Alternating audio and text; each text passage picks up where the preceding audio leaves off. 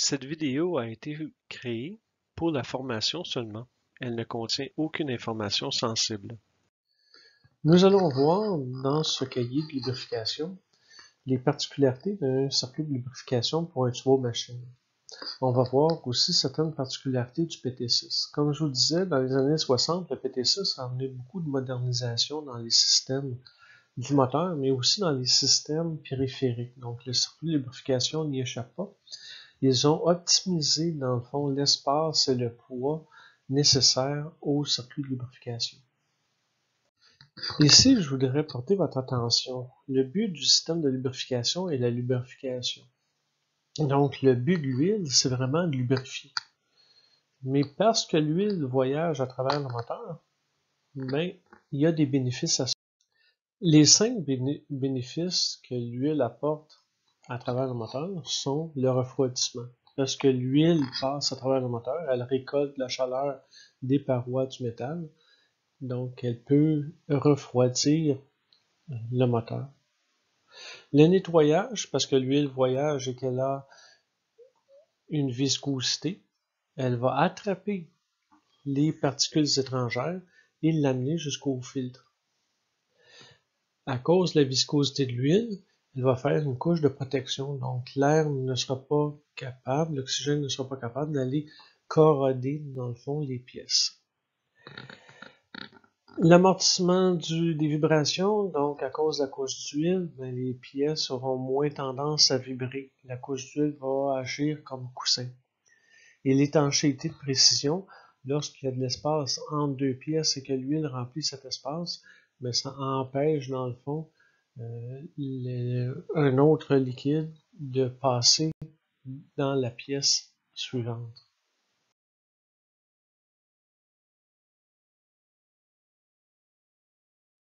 Chose importante à retenir dans le turbo-machine, c'est qu'il n'y a pas de changement d'huile proprement dit. Dans le fond, après chaque atterrissage, le mécanicien va vérifier le niveau d'huile et va en rajouter si nécessaire. Comme l'huile n'entre pas en contact avec la combustion du moteur, mais l'huile reste propre. Donc les corps étrangers qui vont s'agripper à l'huile à cause de sa viscosité vont tout simplement être retirés de l'huile lors de son passage dans le filtre. Important dans l'aviation, on jette les pains d'huile après les avoir ouvertes. Donc ça, on a besoin de mettre juste un demi-contenant dans le réservoir à l'huile du moteur, mais la moitié qui reste est nécessairement jetée. Avant de choisir entre l'huile minérale et l'huile synthétique, il faut se référer au manuel de manufacturier qui nous dira si les joints d'étanchéité sont compatibles avec l'une ou l'autre des huiles. L'huile synthétique est toujours plus ravageable pour les joints d'étanchéité. Donc aujourd'hui, dans nos turbo-machines, les circuits d'huile sont recirculatoires, c'est-à-dire que quand l'huile a lubrifié les pièces, on la récupère, elle revient au réservoir et retourne vers le moteur après avoir été filtrée. Réservoir à l'huile froid ou chaud, c'est tout dépendant. Si le refroidisseur d'huile est entre le moteur et le réservoir, nous avons un réservoir froid, et si le refroidisseur d'huile est entre le réservoir et la pompe, nous avons un réservoir chaud. Dans le fond, le chaud équivaut à la température que l'huile arrive dans le réservoir. Si l'huile arrive directement après le moteur, mais à ce moment-là, c'est un réservoir chaud. On a un avantage à avoir un réservoir chaud ou un réservoir froid. Si la paroi est attenante à l'entrée d'air, à ce moment-là, la paroi du réservoir devient chaude et prévient le givre sur la paroi d'entrée d'air. Donc, on a un bénéfice comme ça. Deux sortes de pompes, une de lubrification et plusieurs de récupération sur chacun des moteurs. On veut avoir une plus grande capacité de récupération que de lubrification. On ne veut pas laisser traîner de l'huile dans le moteur. Puisard sec et puisard humide, vous avez les deux dessins en bas. Donc le puisard sec, dans le fond, c'est un contenant avec un trou dans le fond qui empêche toute quantité d'huile de rester dans le puisard. Tandis que le puisard humide, vous voyez le trou du puisard est un peu plus haut, ce qui permet de garder un petit peu d'huile. Pourquoi on voudrait garder d'huile? Généralement dans les boîtes d'engrenage et dans certains roulements.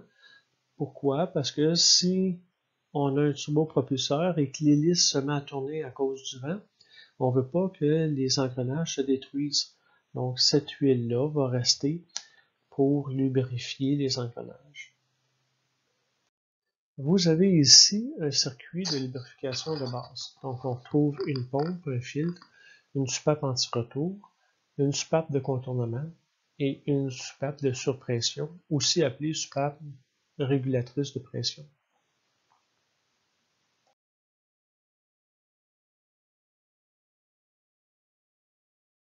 Donc dans le passé, nous avions des pompes à palettes et des pompes G-rotor. Donc ces pompes-là sont trop pesantes et trop grosses pour une application sur nos petites turbines à gaz. Comment ça fonctionne? Tout simplement, mais vous voyez l'entrée à gauche et la sortie à droite. Pourquoi l'entrée à gauche? Parce qu'on a une augmentation de volume. Donc avec une augmentation de volume, il y a une baisse de pression dans la chambre à palette ou dans la chambre G-rotor, ce qui fait entrer, qui aspire, dans le fond, l'huile qui se trouve dans le réservoir à gauche. Et vers la droite, on a un rétrécissement du volume, donc ce qui fait expulser, dans le fond, l'huile vers la droite.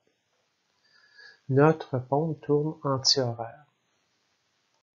Donc les pompes à engrenage ont un grand débit et elles sont vraiment très petites.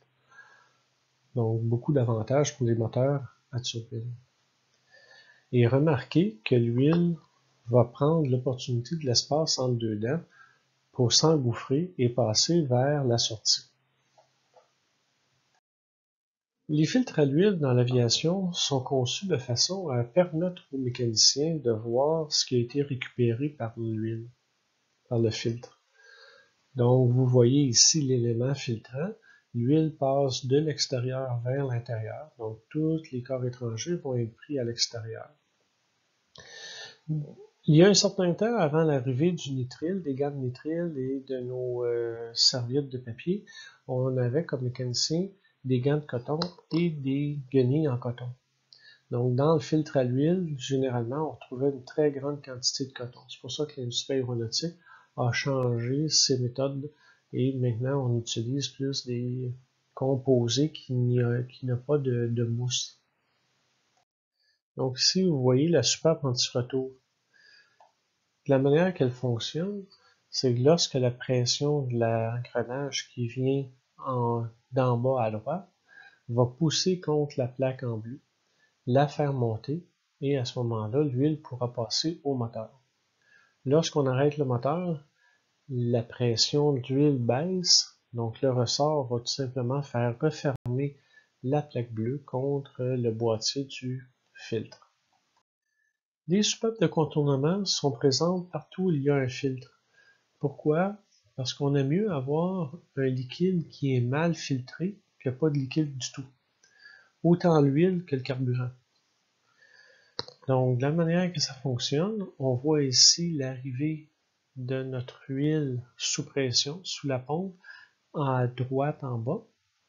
Donc, elle a le choix soit de pousser contre la bille ou aller vers le filtre.